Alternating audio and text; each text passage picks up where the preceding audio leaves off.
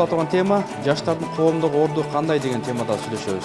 Калп эле өлкөнүн келечеги деп бөлөк масканы кийип алган, арамза шайтан сезим калтырган дагы бир жаштар бар. Мисалы үчүн мусулманчылыкты, диний багытты кабыл алып, ал ошол диний багытты өзүнчө бир жашоо образ катары кармагандар бар. Эгерде сен өлкөнүн келечегин көргүң келсе, анда азыркы күндөгү жаштарды кара. Бүгүнкү күндө эң маанилүү айтылып аткан нерсе ыймандуу жана илим билимдүү жаштар гана Кыргызстандын келечегин кура алат да.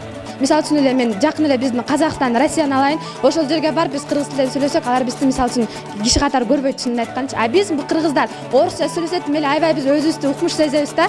Билим ал диплом колдо турган менен сен өзүңө өлкөңдө жумуш жок. Ошол себептен кыргыздар Кыргызстанда эмес, башка жакта өнүктүрүп, башка жактарга барып иштеп атышат да. Кыргызстан мындай байманалуу, бакшактуу, бактуу өлөттүү, келечеги кең болгон, телегеи тең болгон, башка мамлекеттер менен тең ата сүйлөшө билген. Бирок деген ушу миллион калк жашаган шаарда бир мактана турган, бир көңүлүң жай болуп эс ала турган бир жакшы жер жок, хотя бы бир площадьте, бир эле площадь бар, барышып майрам болгондо ошол жакта айланып ушинтип эле кайра келип калышат да. Бизде мактана турган нерсе жок. Ушундан кийин биз кантип мен кыргызмын, мен кыргызстандыкмын деп сыймыктана алабыз.